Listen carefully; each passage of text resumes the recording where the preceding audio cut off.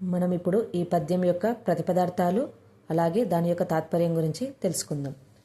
నిరయంబైన నిబంధమైన ధరణి నిర్మూలనంబైన దుర్మరణంబైన గులాంతమైన నిజమున్ రానిమ్ము కానిమ్ముపో హరుడైనన్ హరియైన నీరజ బహుండభ్యాగతుండైన నౌధిరుగన్నేరదు నాదు జిహ్వ మినుమ ధీవర్య వేటికిన్. వీటి యొక్క ప్రతిపదార్థాలు చూద్దాం. ధీవర్య అంటే బుద్ధిమంతులలో శ్రేష్ఠుడైన ఓ శుక్రాచార్య. నిరయంభైన నిరయంబు ప్లస్ అయినన్ నిరయంభైన నరకం దాపురించిన, ఈ దానం వల్ల నాకు నరకం దాపురించిన. నిబంధమైన నిబంధమైన అంటే బంధనం ప్రాప్తించిన, జైలులో బంధించిన. ధరణి భూమండలం రాజ్యం మొత్తం.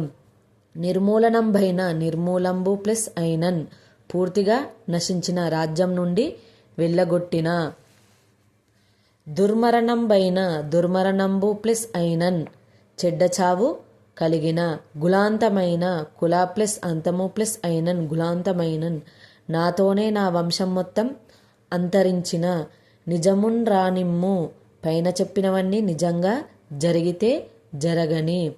కానిమ్ముపో అంటే ఏది ఏమైనా. అభ్యాగతుండైన అభి ప్లస్ ఆగతుడు అభ్యాగతుడు, ఆ వచ్చిన అతిథి వామనుడు. హరుడైనన్ హరుడు ప్లస్ అయినన్ హరుడైనన్ ఈశ్వరుడైన. హరి అయిన హరి ప్లస్ అయినన్ హరి అయినన్ విష్ణువైన. నీరజభౌండు నీరజభౌండు అంటే పద్మం నుండి పుట్టిన బ్రహ్మ. అయినన్ అయినా అవున్ కావచ్చు. వినుమా నా మాట వినండి. వేయేటికిన్ వేల కొద్ది మాటలు ఎందుకు, వేయి మాటలు ఎందుకు. నాదు జిహ్వ నా నాలుక. తిరుగన్నేరదు తిరుగన్నేరదు అంటే మరుమాట పలకదు, ఆడిన మాట తప్పదు. ఇది ఈ పద్యం యొక్క ప్రతిపదార్థాలు. ఇప్పుడు తాత్పర్యం చూద్దాం. ఈ పద్యం యొక్క తాత్పర్యాన్ని చూద్దాం.